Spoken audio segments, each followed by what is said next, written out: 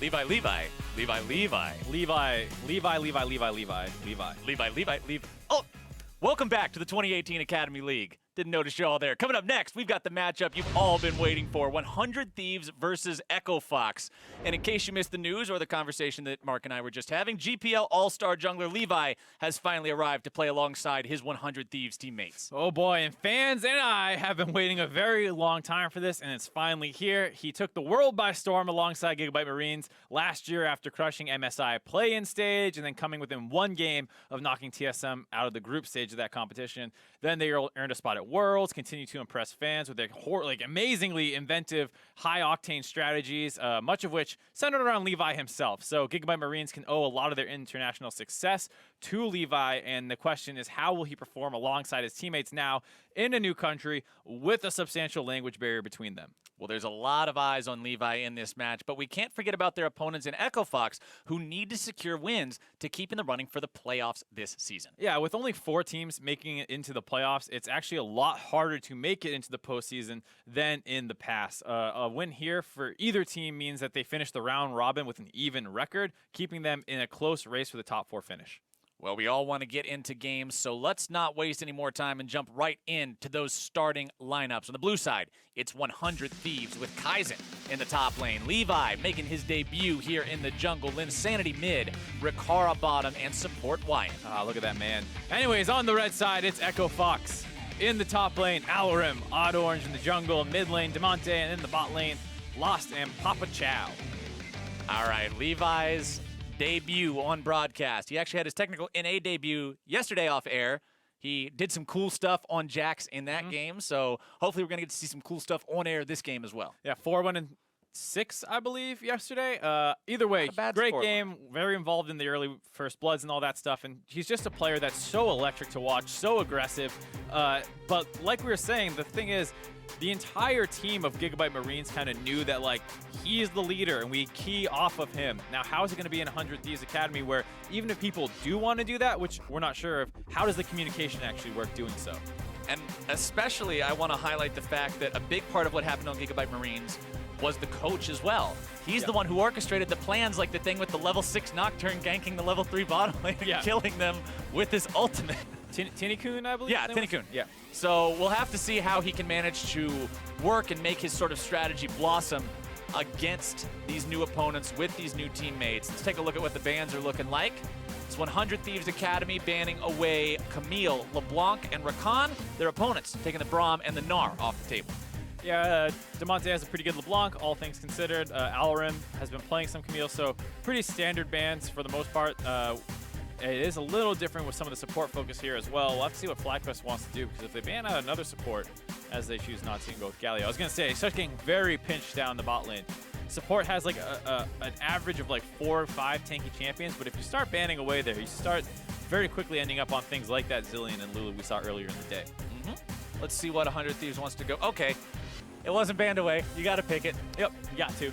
We saw Damonte get it, and he destroyed kids with this Zoe. So sometimes you're like, I don't know, do either of us play it? Fox here is like, yeah, we play it. Fox is like, we will 100% take this unless you take it right now. Yeah, so I'm actually a little surprised to see 100 Thieves not go for a bit of a blue side ban there, but either way, if they do play it, Linsanity feels comfortable on the Zoe, they're going to be pretty happy with that pickup.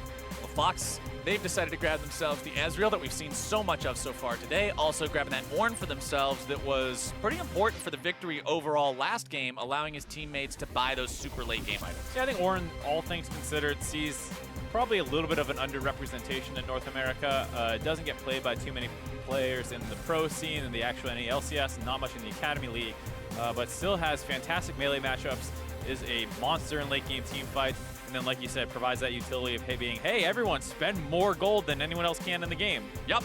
We also got to see him bonk Max Trobo's Gangplank in lane last game. The Gangplank, of course, did do Gangplank things once it got to the mid game, but early on, very, very difficult for him to deal with that. The remaining 2 pickups in the first round of the draft, or the first phase of the draft, I should say, for 100 Thieves Academy will be the Alistar and the Jax. Let's see how Fox responds. They got one more pick to go before the second round of bans hit. And you talk about doing some bonking. Levi's, Jax, pretty good on that yesterday. Heard a lot of the thwack, thwack. Thunk, thunk, Yeah, thunk. a lot of different noises based on the skin. Oh yeah, that's right. It depends. Honestly though, ever since Godstaff Jax came out, that's the only one I've seen anybody use. It is a very good looking skin, so Yeah. I understand. Well, I guess Moon did use one of the chromas for one of the other ones earlier, but it wasn't Godstaff Jax, so I don't know which one it was. It was red. Yeah, I don't remember. That's about I've it. been watching that closely. All right, Damonte. Damonte will grab himself the Ryze that we've seen banned out of a couple of the games so far today. So that mid lane going to be a powerhouse for them as well. But remember, can't do the cheesy Zhonya's ult thing anymore. We'll have to see how relevant that is, because it matters a lot in situations where like he's kind of vision controlling and then gets caught out in the jungle, or when he's split pushing in the 1-3-1. It's such a powerful interaction. It was one of the best escapes in the entire game. So you have to be more careful with it, but it was such a broken thing that you could do. Now that he can't do it, it's like, well, he's just back more in the realm of how every other champion functions. It's not like he is suddenly not Ryze anymore. All right, into the second part of the bans, though. It's Tristana and Gangplank banned out by Fox, getting rid of some of that hyper-scaling that we've seen be a win condition before. Yorick and Skarner banned out by 100 Thieves. What meta is this? This is season 2? Yeah, Yorick. I never imagined I'd be saying that sentence. Yeah. That's a weird one. Allorim played some Yorick, and it looked pretty good when he did it. He died a lot, but was getting a lot of pressure down, so they did not want to hand that one over. Tahm Kench comes in fast with a Sivir answer very quickly as well. Going to be enabling that Jax to run wild, and maybe something else with that. Ball cop coming in, Maokai. All right, Maokai's in there, Sivir's in there, Tahm Kench is in there. One more pick to go on the side of Fox. What are you picking for your jungle? Echo Fox, what's OddOrange going to be taking up against Levi here? The superstar that made his name on the world stage. Sejuani. No, Jarvan? Okay. Okay, we haven't got to see any of him yet. Yeah, he's been dropping in priority for a lot of people. Gets out-tanked by almost every other meta jungler right now. In his early game, while it can be explosive, the onus is on you to make plays with him. And teams have been struggling to do that a little bit. So that's why you see more of the Zac and more of this Skarner and more of the Sejuani. Jarvan, one of those champions. I mean, people always talk about how Jarvan's got the best level 2 gank in the game, but level 2 ganks don't work as good in LCS because players are usually aware of cheesy type stuff like that. So it's not quite the solo queue experience where the guy's AFK in lane for the first 3 minutes and just doesn't pay attention to anything, and the Jarvan walks up and kill him. You wish it was like that, but it's not. People are ready for it. On the side of 100 Thieves Academy, though, I am surprised at that team comp. It has a ton of engage, but feels like it's lacking a little bit of damage. Hopefully that means we see Levi going a damage-oriented Trinity Force. He's got 2 real tanks this game, not just defensive steroids, but actual meatballs to put in front of him. So we'll. That's what you want. Yep. Nice team comp full of meatballs. If your team's like spaghetti, your Jax can forgetty being a tank. That's how it works out. That is a great little limerick or rhyme or whatever. I don't know the term for it, but I like that one a lot. All right, let's see how this works. Levi, debut North American Academy League broadcast. Can he impress us the same way that he won the hearts of so many people on the world stage? I'm not going to deny I was very surprised the first time we got to see Gigabyte Marine's performance at MSI, and when they came back for Worlds, I was kind of expecting almost to be let down. I was thinking, okay, we got to see their performance at MSI. People know what this team does now. I don't think the cheese thing is going to work twice.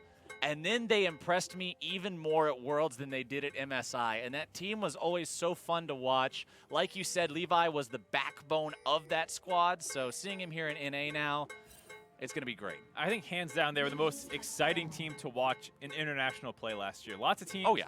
It's exciting because they're in the finals and this and that. The circumstance is exciting. But yeah, legitimately the play style of Gigabyte Marines and Levi was so innovative and impressive that you couldn't help but love that team. And I think it's funny that so many people became fans of them in North America despite how much damage they did to us. Over the course of those international competitions, they ruined TSM. They ruined our dreams. They hurt Immortals. But you know what? We don't care because they're fun to watch. And we got their jungler now. We stole him. No other team is going to pick Mordekaiser or Nocturne. We need these guys. Let's see how they can do, though. Levi in the jungle on that Jax. Press the attack. Nothing too crazy there. Linsanity Zoe going with the cleanse out the gate. Has the summoner spellbook to change things around. Damonte's Ryze going to be telling the same story there. Yep. Or I'm going with the ignite early on too.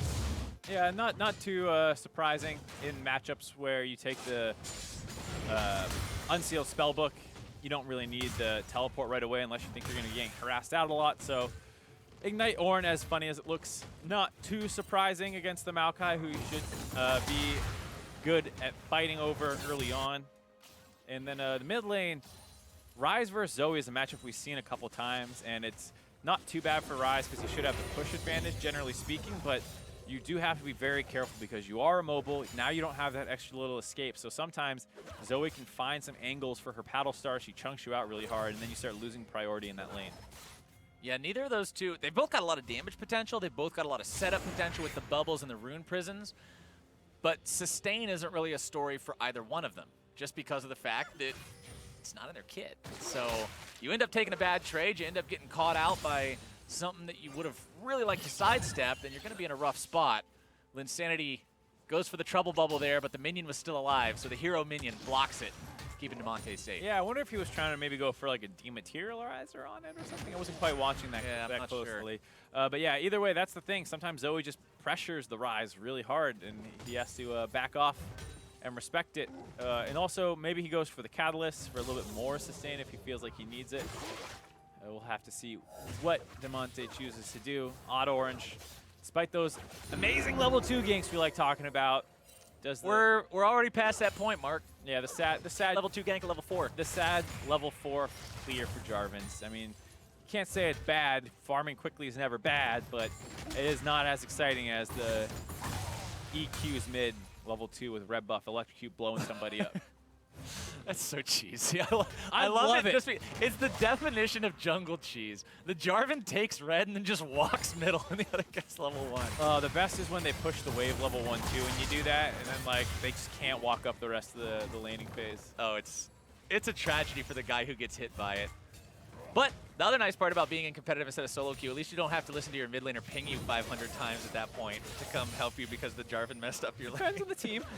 Okay, I guess that's true. That's true. Sometimes it's hard not to tilt at something like that. But going into this game, you mentioned it earlier, whichever one of these teams can win exits week 5 with a 500 win-loss record, which is pretty important when we're talking about playoff contention, when we're talking about getting into the postseason. Damonte and Linsanity, 1 versus 1 here in the mid lane. Overload not quite finding the mark there. The junglers are busy fighting over the chickens.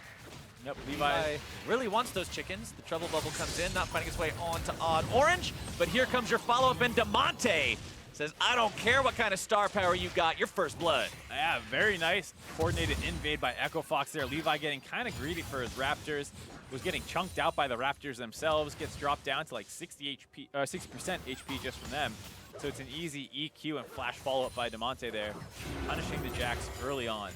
And this is different from what we saw from Levi at international events, as Whyin and Rikara looking to start off the 2v2 here in the bottom lane, getting the stun down onto Papa Chau.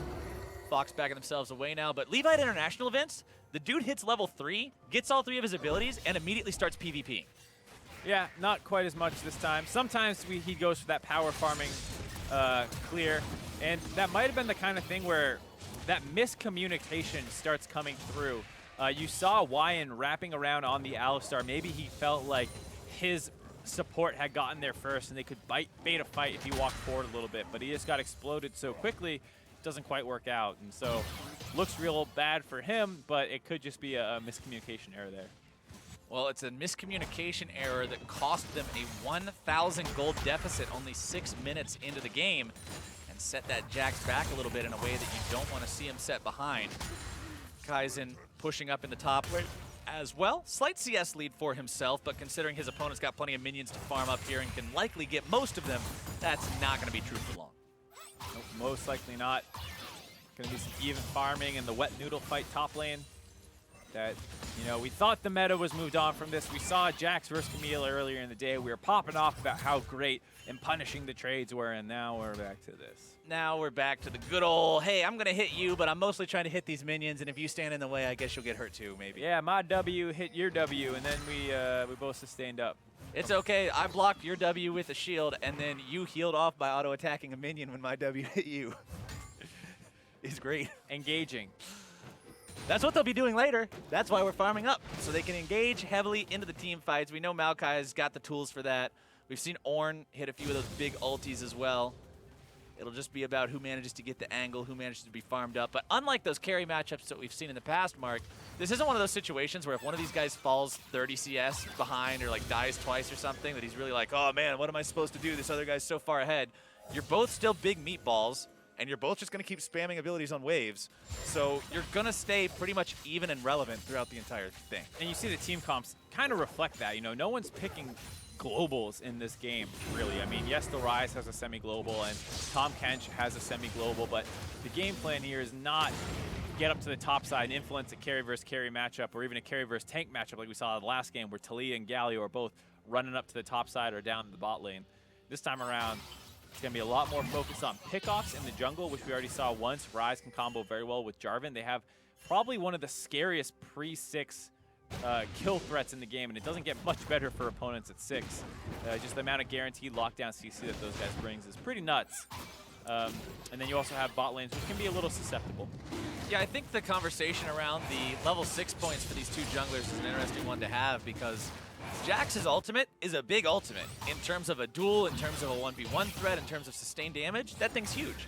But when you look at gank impact, there's no contest between his and Jarvan's. No, absolutely not. And that's why Jarvan Ryze, when they were both at the height of their power, you know, not too long ago, it was just a completely devastating combination. Level 3, level 2, Jarvan gets a knock-up, Ryze combos with the root, and then you're just stuck in place getting messed up by those two for a long period of time. And then, like you said, 6 comes online, and Jarvan gets even stronger in the gank now. So it's one of those combinations which is very powerful. Now, I want to point out right now, OddOrange is not having any of this pure tank jungling that we have seen so far. I got a Tahm Kench. I got an Ornn. Yup, he's ready to go. He's saying, look, I'm not worrying about your Cinder Hulk into Trinity Force. I'm not even worrying about your Cinder Hulk. All I want is this Warrior. That's going to be a lot of damage from this J4.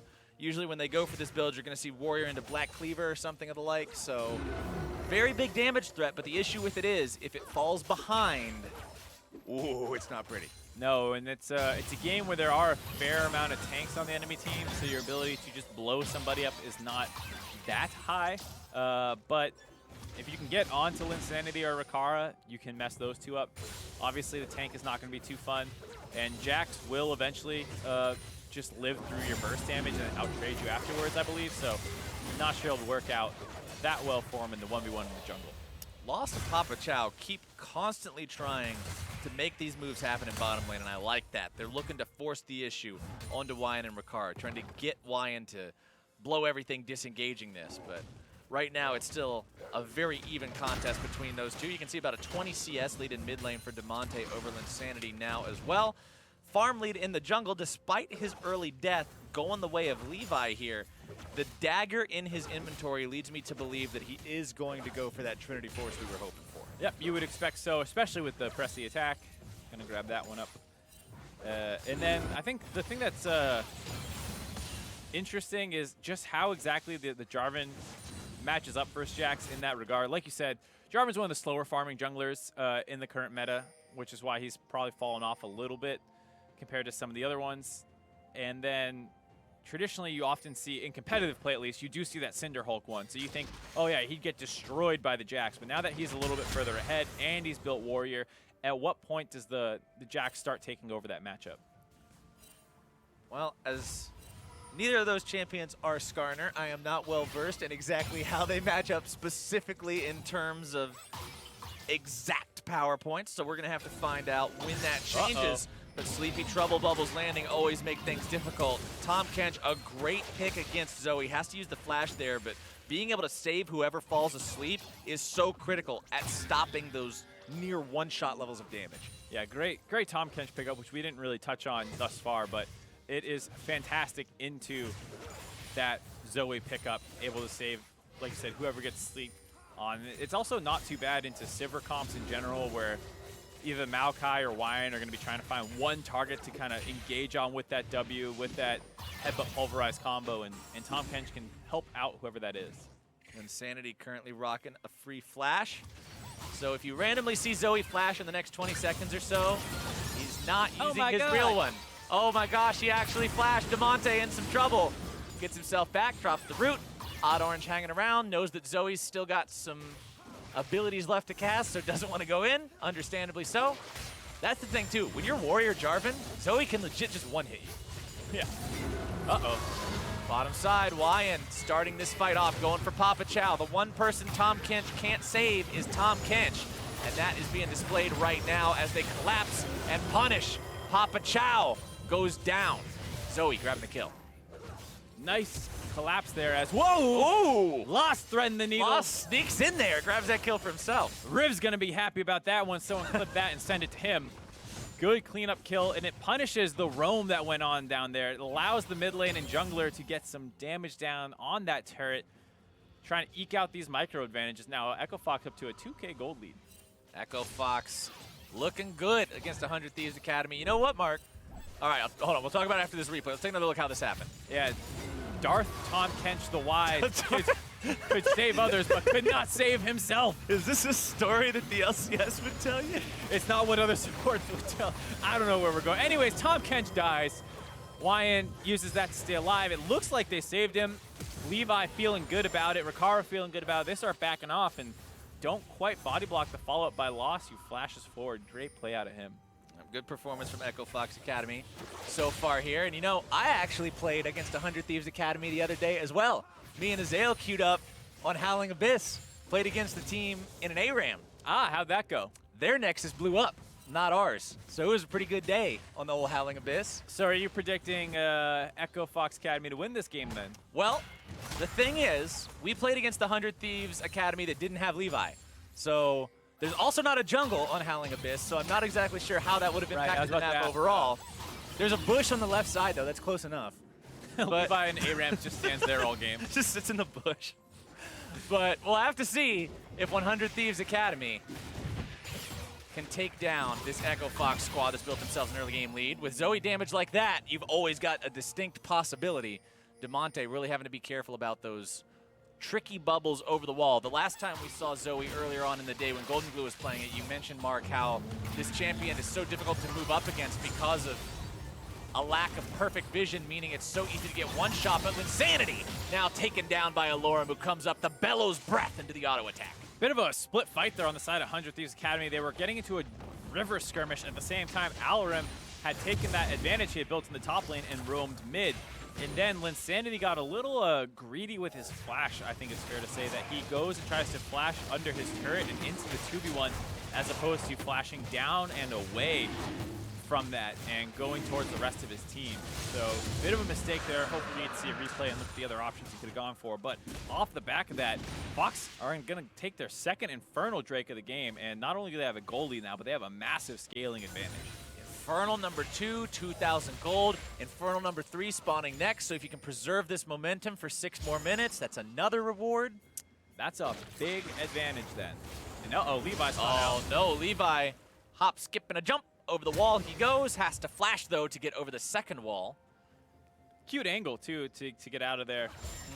Someone coming up the river ends up going into the pit and then flashing back out. So he's able to keep himself alive, but losing that flash does hurt. A nice advantage. And now, no turrets down yet this game. Looks like the first one getting low mid. Linsanity will do everything he can to try to protect this one. Levi losing that flash means some of the engage potential of the Jax, being able to flash forward and get the Counter-Strike stun, is gone. So you still have your Maokai, you still have your Alistar to go engage, maybe even a Zoe bubble to get things started off, but the Jack's going to be a little bit on the back foot for the next few minutes. Allorim making another roam down onto Linsanity. Wants to go after this Zoe. Remember, Zoe doesn't have true mobility. She has pseudo mobility in the ulti, but now Papa Chau, the man getting himself jumped on in the bottom lane yet again. Go for the guy who can't save himself. Levi grabs the kill. And looks like the skirmish in the mid lane still going on. The damage onto Damonte is pretty strong. Linsanity having to flash away to keep himself safe here. OddOrange backing out. That's a fake flash, by the way. His real flash is still halfway on cooldown. He used the flash that he picked up from OddOrange. Yeah, right, that was the flash, his own flash he lost in that previous attempt in the mid lane that happened when he went down. Allorim's doing a good job of getting this push off in the mid lane, or top lane, excuse me, and then roaming down to the mid lane. But they got a little gun shy on that play. I'm not sure if they didn't know where Levi was, because it felt like they could have gone, but they back out, and then Levi shows in the bot lane where he's going to engage on Papa Chau again. Once again, kind of picking on that Tahm Kench finding kills where he can, which is important as the Jax. He gets them onto himself. This trade comes in. OddOrange a little bit too early with that EQ combo. The Zoe had not quite popped back over the wall yet, so he does not get the punish on the EQ. And Zoe is able to get out of there, but very scary for a second there. Game's still equalizing itself around that 2,000 gold mark. The team's sort of hitting that point of equilibrium where nobody's able to really catch the other side off guard just yet. Nothing translating into a big lead. The Jax closing in on that Trinity Force power spike. Levi there getting closer and closer to having some of that carry potential. Black Cleaver also being approached now by OddOrange. More damage, more burst potential. But it's all about, like you said, Mark, catching the right guy out. You pretty much got two targets. You've got Linsanity and you got Rikara that's viable on. You're not looking to do that to a Maokai. You're not looking to do that to an Alistar. Nope. But, like we said, the Jarvan is a great pick into both those backliners. While he is a little squishier with the Warrior build, and you have to be a little concerned about that, Rikara does not have a way out of the Cataclysm, and Zoe, with that pseudo-mobility, does not have a way out of the Cataclysm. So you need to be careful. Sleepy Trouble Bubble, damage on Damonte there. Papa Chau, third time is the charm again. Bottom lane, the play is being made, but now it's 100 Thieves Academy that have put themselves a little bit far forward here. Damage continues coming out. Whyin body blocking for Levi, has to pop the ulti to keep himself alive. FOXA Academy doing a good job, 2 versus 3. Getting a little over aggressive there. The summoners were back up on the side of FOXA, so it's fine to re-gank it and attempt to force those, but then Whyin flash forward for the auto attack onto Lost, which does not really result in very much for them. The Tahm Kench split focus, not working out for it. Push continues from FOXA here in the mid lane, looking to take this one down. The turret barely hanging on to any sort of signs of life. Grabbing that gives turret first blood and the bonus gold that goes with it over to the side of Fox, bringing that gold lead up to a little bit over 3K now. They made sure all of it went onto Damonte as well. He's getting to the point where he's a little terrifying. Now that he got that first blood kill, now he's got this going on for him. Already had his Raw the Ages stacking, finished off. Gonna get that Seraphs pretty soon, you have to imagine, when it transforms, and beginning to work on his next item. We'll have to see what that turns into. Most likely a Zanya still, despite the nerfs that came in. Still a great item to have in general. Now, top side, the wet noodle fight has continued along its expected trajectory. Both these guys very similar in terms of where they're standing, in terms of their itemization. They've started off with Abyssal Masks, going into Glacial Shroud items next, likely looking towards those Iceborne Gauntlets. It's actually a Righteous Glory for the Maokai. That's what I was going to look out for, is if he ends up going for the Righteous Glory. I feel like you might have been able to go with a greedier build, given that you do have the Sivir already to speed up the engages. And if you want another Righteous Glory, maybe you just leave that for the Cow to pick up, and you can go for Sunfire or something to help you in the side lane a little bit more. Potentially a small advantage they could have looked for with their builds. But it will give him more ability to pull the trigger on his own. Linsanity, though, the one who could be in some real trouble right now, bursted down, no chance to retaliate. Kaizen moves in, trying to keep his teammates safe, but instead puts himself in a precarious spot, having to pop his own flash just to get out. Really like the coordination we've seen thus far out of FOXA Academy this game. Always feels like they're on the same page with their engages. Allorim in particular, very impressive with his roams, but Damonte and OddOrange also feeling like they have a great game plan. Pick off the enemy mid laner right before the third Infernal Dragon spawns. They pick this one up, no more will spawn the rest of the game. Can they do it? The enemy support, no ulti. Whyin not having that means this fight is next to impossible. Only way to take this Drake is for Levi to be the noble sacrifice, run in there, smite, steal it away. He has the flash to get back out over the wall. I'm expecting him to go in, make an attempt on this one, and he got it! And smooth as hell, too. Jumps in, smite, flash out before the enemy team can react at all. That is so big to get that for your team.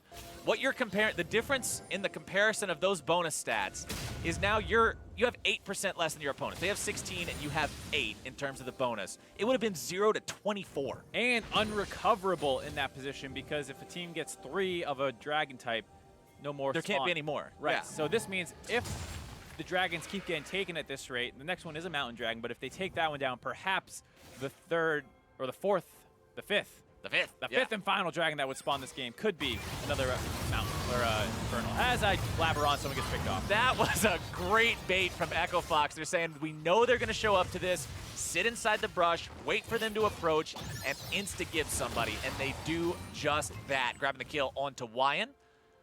Linsanity tried to check the brush with the Paddle Star, but it was not fast enough. Not fast enough. No blue trinkets available, I believe, so they kind of had to run up and check that one. They do lose the kill for it, but there's enough minion waves crashing in the side lanes now. Ornn is deciding it's not really worth the debate again. So 100 Thieves is going to go in here and get some vision control, see that they don't need to worry about it. Ornn showing in the bot lane, Ezreal on the top side, so they're all good. Taking another look at this play, how smooth this was. Jump in, smite, flash out before the enemy team even knew it hit him. You can't do it any better than that. Smooth criminal. That's impressive. That was very well played from Levi. That's exactly what you want to see from your jungler there.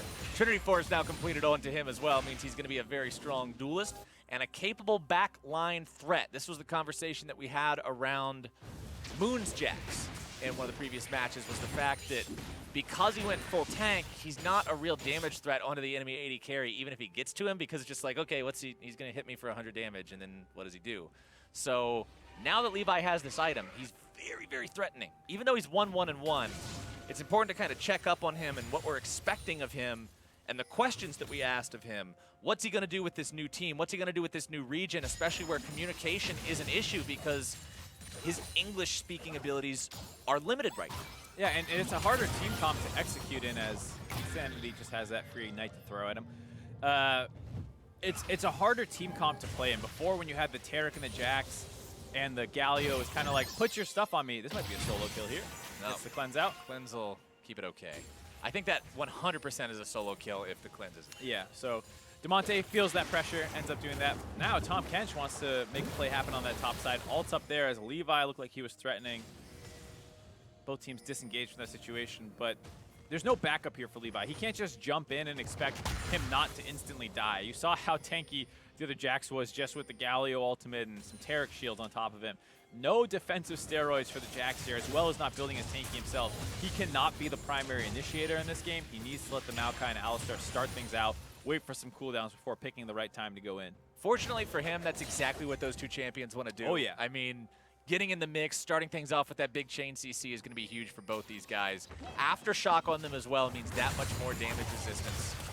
They should have no qualms whatsoever about making sure they're in there before the Jax is. On the other side of the map, though, the Jarvan's still very squishy. 0-0 and 2 for him. So both junglers have 2 kill participation. The difference is Echo Fox has managed to make 3 other kills happen without that jungler. 5-2 the score, 4,000 the gold lead, 2 Infernals to 1. Echo Fox would have liked that to be 3-0, but remember Levi with that clutch steal managed to keep his team afloat in that neutral objective game. Baron's been live for 5 minutes, but neither team has really tried to sneak it away or do anything crazy with it outside of that one bait for a single kill that we saw from Echo Fox.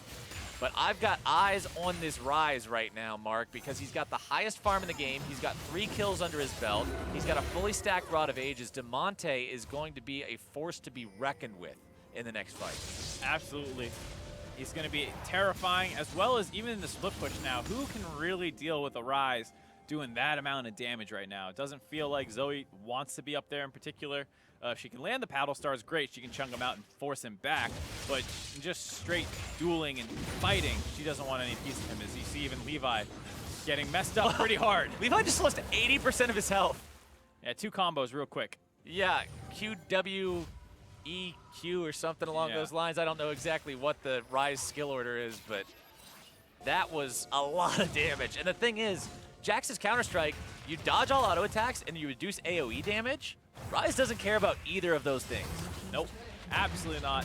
Second turret of the game dropping here past 25 minutes, which is a pretty slow game, all things considered, even in the current meta. But it's really good for Fox to start getting better control. They need to break that top lane turret so that it's easier to push that vision advantage. You can see how, despite having the mid lane control, if you look really closely, they have this nice kind of line going up around the jungle of that part, but then it instantly goes over to the side of 100 Thieves Academy once you get close to that blue buff. Because that top turret is still up, they have that extra safety to kind of get that vision in their advantage. I know Damonte's got chunked out. I'm talking about vision over here, guys. Come on! Well, The lack of vision underneath the enemy turret meant that Zoe was able to hit Ryze for 75% of his health with Battlestar, so not exactly the spot that Damonte wanted to find himself in. We'll have to be forced back off of that one, but OddOrange makes the rotation towards the top side to clear this wave out, keep the turret alive. Damonte backing in the nearby brush, just in case they decided to maybe make a dive for OddOrange, go for a bubble into a Battlestar onto that one. He was going to be there for the backup. Mountain Drake live. You mentioned how this could either be the second to last Drake or it could be the last Drake. Remember, 29 minutes is the mark for that because Dragon takes 6 minutes to respawn. Anything 35 minutes or after will be an Elder. So as long as you kill a Drake before 29 minutes, there will be another Elemental one spawning. And there's a bit of a weird setup here for 100 Thieves Academy. They had Levi up in the top side playing around that Zoe as that Dragon spawns, and Echo Fox not really reacting well to that and trying to force that Dragon down quickly. Lost mid control for a second, and now that gank's going to happen. Damonte tries to get himself away, gets out, doesn't even need to have a Zhonya's effect to do it. But now the TP comes in, and Echo Fox will blow the horn, and here comes Ornn. Can they get the follow-up they need? Linsanity taken down to about half HP. Remember, he's got the ulti, but no true escape mechanism beside his flash. Echo Fox forces their opponents away, but don't really have a big advantage right now. Linsanity still at 2/3 HP, that's enough to work with. Finds the Sleepy Trouble Bubble onto the Ryze, but the minion wave walking up means Battlestar can't follow it up. Good force on the side of 100 Thieves, all things considered, to stall this game out. You get a lot of global cooldowns out from the side of Echo Fox, so you don't get pulled across the map quite as hard as you might otherwise. They do lose their own, but at this point, you're fine kind of dealing with that pressure. You might have been able to find a kill, enemy team reacted well, everyone disengages, and you're still in the same spot you were before. Neither team wants to be the one that makes the mistake here. So many times. We've even seen it a couple of times already today, Mark. It's not the team that makes the big play and gets themselves ahead. It's the team that makes the big throw and ends up giving their opponents an advantage. And neither one of these teams feels like they're in a spot where they want to do something crazy or do something risky. It's all about just playing the waiting game. Yep, absolutely. You can tell that teams in the Academy still struggle to close out games 100% cleanly for the most part. Either missing a thing or two when they go for the Baron, or just picking the wrong fight near it can be absolutely disastrous. Here, Fox trying to find a pickoff onto Levi. All right, there comes your Ornn ulti. Ryze also going to use the portal to get the rest of the guys in there, but now a multi-man stun from Levi to start off the fight, but a near instant kill onto Levi. Now they'll take him down. What else can they find here? Allorim popping the hourglass for himself to stay alive in the back line, but only for a moment. He will be taken down now. 1 versus 4, not the kind of number you walk away from. 1 for 2 overall as Papa Chau also died early on in the fight. Really well played by the side of 100 Thieves, but just a little too fast on the trigger by Levi there. He jumps in for the 4-man stun, and I believe it was Lost he chunked out really hard, and there's no minion wave, so Lost had to run through a turret to get out of there, but the side of 100 Thieves was still busy dealing with that Tahm Kench that they got caught out of position. Then Allorim was the one who kind of turned off to protect the rest of the team so that they could run out through that turret.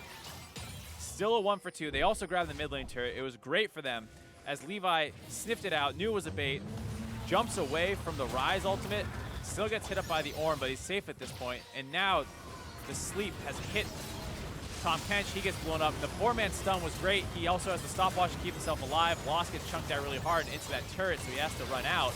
And this fight is won. But you have to think they might have been able to win it even harder if Levi just waited a little bit longer before re-engaging with the rest of his team. And that's what we were talking about with Levi. One of the things about him coming to North America, communication is going to be one of the biggest hurdles that he faces as a player. It's going to be something that gets better with time, but in his immediate games, it could be something where you see things look like they're not on the same page, miscoordination. Yeah, another player that came over that doesn't speak a ton of English. There's been a couple of them. Someday as an example, Piglet as an example, when they first came over, did not speak a ton of English, and it made it difficult for them to synergize right away with their teams. Might be seeing a similar case here with Levi. Whyin trying to engage. They got the Sivir ult there down as well. Stun up, damage out. OddOrange getting himself deleted. The Guardian Angel will bring him back to life, but now can they find anything else here in this fight? A rampage for Damonte onto the enemy support's a nice way to start it off. Damonte getting himself into that stasis, keeping himself safe. Pops the ulti here as well, but Linsanity grabs the kill onto Lost. A double kill for Damonte, picking up the kill onto Kaizen. It's a 2-for-1. Echo Fox walking away with this one so far. Alistar not getting a whole lot of payoff there. Still need to be careful, even though they did win the fight, or excuse me, lose the fight. The enemy team can go for Baron, so they're not safe to back off. They have to continue pressuring around here and make sure they don't take this for free. They have Zoe and Sivir still up, so it's pretty difficult. Put the Drowsy onto the Ornn, but he's instantly gobbled up. Papa Chau getting him away to safety, but they stop the Baron. That's what matters. Yep.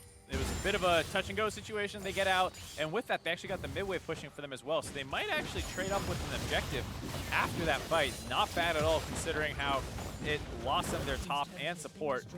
Yeah, all in all, you'll take that any day of the week. When you lose the fight, have to hang around just to stop Baron, but you still get a tier 2. Let's take a look at how it happened. It felt like they were being a little too cautious here. You see the double Righteous Glory.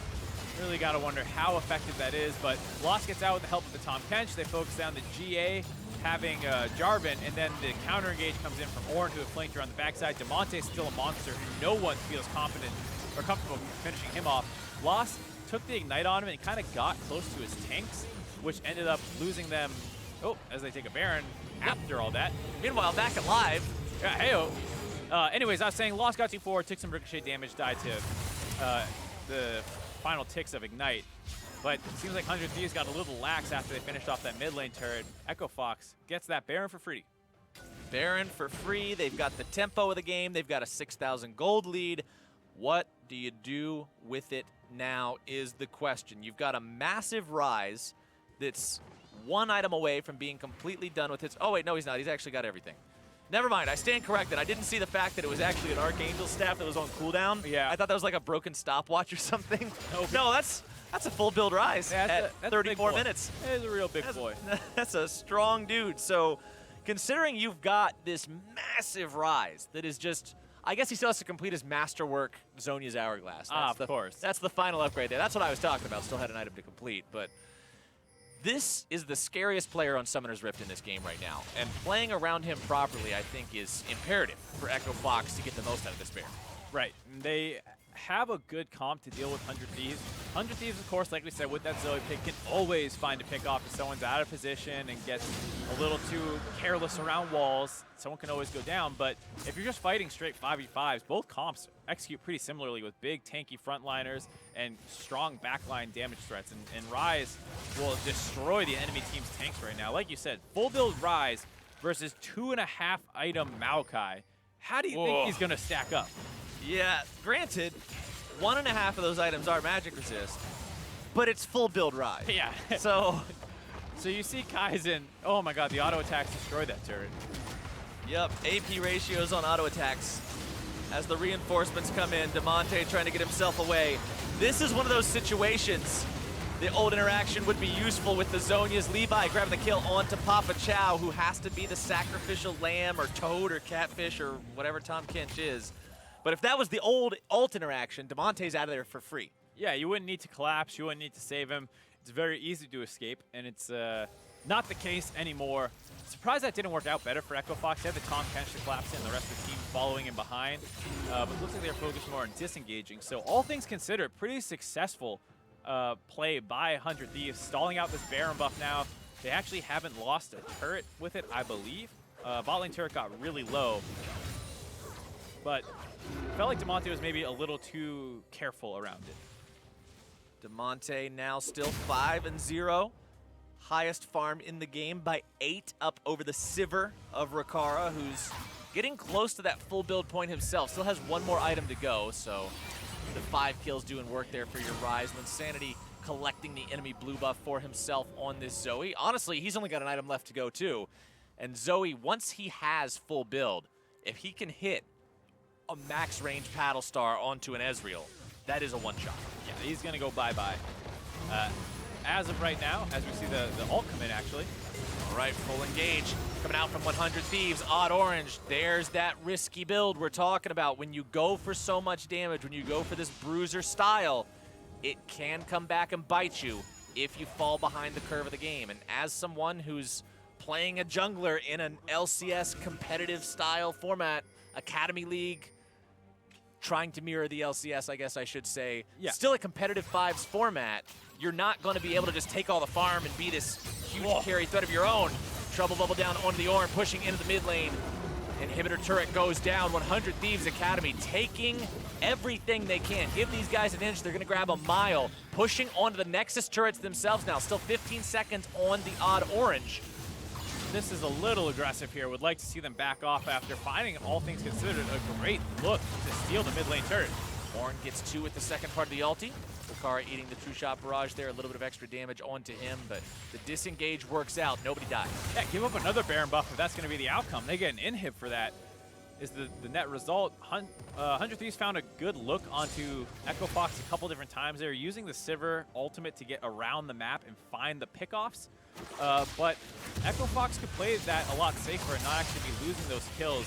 And you see the benefit of those trade-ups that they made in the mid lane. The fact that those 2 turrets were already down meant they only had to get through 1 more to actually take the inhibitor for 100 Thieves there. 100 Thieves, even though they're behind, they're still finding ways to make plays. And for me, that's a really good sign for any of these teams. You mentioned earlier, Mark, how in Academy League or in any of these semi-pro style leagues where you're looking to make that last step up to the biggest competitive stages, one of the greatest challenges a lot of the teams face is learning to close the game, learning how to take a winning game and turn that into a won game. And those kinds of things right there are what I want to see from a team right now. Pulling the trigger yet again onto Papa Chau. He can't save himself, but sometimes he may not even need to if they can find the counterattack. Instead, he's going to be burned down. OddOrange taken low here as well. Kaizen will fall to loss. The re-engage from the OddOrange finds its way onto Whyin, as now the Ryze Express going to be bringing everybody downtown. Levi barely getting himself away. You can't say the same thing for Rikara, as now Linsanity cannot make enough portals to get out of that one.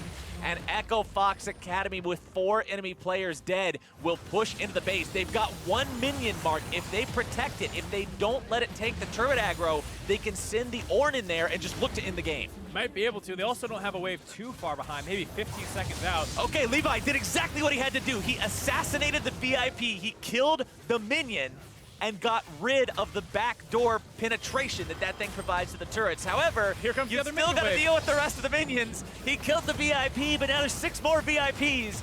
And Echo Fox Academy finding themselves in a spot where they can take down 100 Thieves and make Levi's debut less stellar than possible, get themselves that 500 record after the end of week 5. Looking good going into the second half of the split. Yeah, looking really good for Echo Fox there. 100 Thieves have found a couple openings in a row using that Sivir ult. They try it a 3rd time. Enemy team is ready for it this time. They collapse on it. Echo Fox does a great job punishing that over-engage, and they win the game off the back of it. And we just got done talking before that play happened about 100 Thieves, how this team was saying, okay, look, you give us a little bit of an advantage, we're going to take a lot from it. Echo Fox now says, oh, you think you took a lot from it? Let us show you how to take a lot from a little. Yeah, absolutely. And it was like kind of one of those fool me once, shame on me, fool me twice. Okay, still shame on me. You're not going to fool me a 3rd time, to quote the one of the greatest quotes ever. Isn't that one of the ancient parables or something? Yeah, something like that. Anyways, it was a great collapse on what was going to be the 3rd attempt where you moved to the side lane with the Sivir speed. The enemy team actually collapsed. Papa Chau lived for a fair amount of time, and then you saw how much damage they have when they finally fight as 5. They blew up the front line of 100 Thieves. Let's take another look at that fight explicitly, because it was just the end all of the game. It was back and forth until then, but this stopped it. Yep, so they jump onto Papa Chau. They were looking for Damonte, but they couldn't get onto him, and now you're dropping all your damage onto the enemy team's support. Losses over the wall, destroying Kaizen. The Ornn is collapsing. He's able to snipe out a ton of CC onto the back line, and Linsanity was just not involved with the majority of that fight. Ends up trying to get some damage in there, but everyone ports over the back wall. Sivir not quite at that, gonna destroy everybody in a couple auto attacks phase. So despite everyone teleporting in all clumped up, the ricochet does not obliterate them, and they're able to find the kills. And the Ornn ult was just so well placed too. It set them up exactly how it needed to. But to hear more about that victory, I'd like to now welcome to the broadcast Allorim via Skype. Allorim, congratulations on that win, buddy. How does it feel? Gotta feel good. Hey, thanks, guys. It feels great, and I'm just going to ask, how are you guys doing today? I'm mad. You ruined our script. We wanted, Levi's going to win everything. Allorim, what are you doing? This guy comes all the way from the Vietnam. You know, he was at Worlds, and then he has to play against the OddOrange. It's just unlucky for him. It's I mean, just he's playing against this unlucky. monster in the Did you jungle. guys not get the script? I thought we emailed it over. Come They on. burned the We're script, not man. scared of that guy. We're not scared of him. They Come on. burned it today. So tell me, you guys knew you were going to be going up against Levi today. What was the game plan like, knowing you're going up against this dude who was on a team that was known for just doing these completely off-the-wall strategies? I mean, we were talking to our main team, Dardoch rather, and he was telling us, you know, it's pretty hard to prepare for Levi. You know, we were thinking of, oh man, should we ban Nocturne, Kha'Zix, all these, you know, crazy assassins? But at the end of the day, we're just going to say, okay, force him into, or not even force him, just let him pick what he wants. We're not scared of him, and we're going to play our game. You know, Levi might be good, but he's just a jungler. He can't 1v5 the game. Yeah, so speaking a little bit about your performance here, you got the Ornn, not the flashiest pick in the world, but you did have a lot of good roams to the mid lane. So I think I remember in your AMA you talked something specifically about this, how it's not just about when you're lane, you have to move around the map. So talk to me a little bit about your mindset when you're on these tank picks, you can't dominate their own matchup.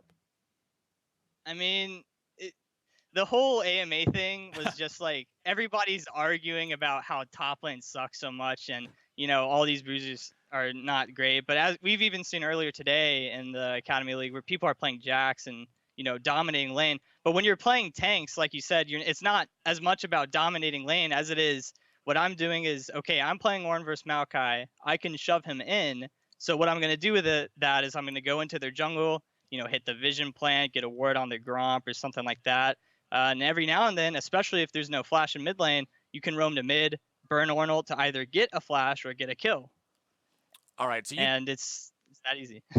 So you guys talked about working with the main roster, and like when you were talking about going up against Levi, consulting with Dardoch about how should we approach this. Working with that main roster, have you worked personally with Whyin? What's that relationship like for you, top laner to top laner? Man, I get destroyed by that guy week after week after week. I am just pummeled by him every time I play. You know, all sorts of secret cheese top picks. You know, people laugh at me for playing Yorick, and you have no idea what I have to go against playing against Whyin and Dardoch every single week.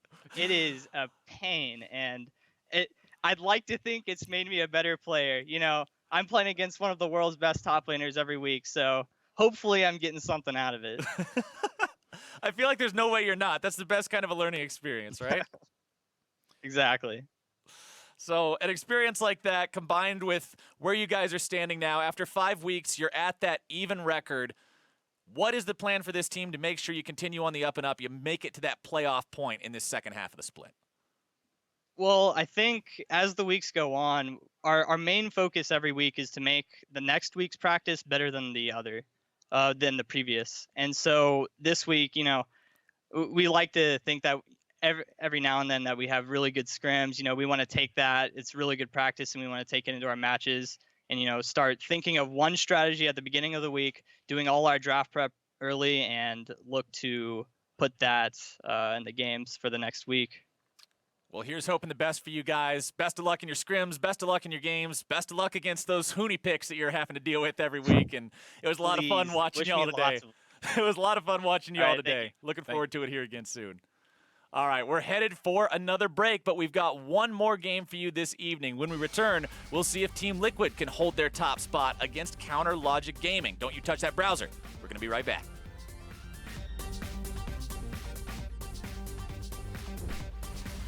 Trouble Bubble comes in, not finding his way on to OddOrange, but here comes your follow-up in Damonte. Zoe grabbing a kill. Nice collapse there as, whoa! He has the flash to get back out over the wall. I'm expecting him to go in, make an attempt on this one, and he got it! Ryze also going to use the portal to get the rest of the guys in there, but now a multi-man stun from Levi to start off the fight, but a near instant kill. Damonte getting himself into that stasis, keeping himself safe. Pops the ulti here as well, but Linsanity grabs the kill onto Lost. Kaizen will fall to Lost. The re-engage from the OddOrange finds its way onto Whyin, as now the Ryze Express going to be bringing everybody downtown.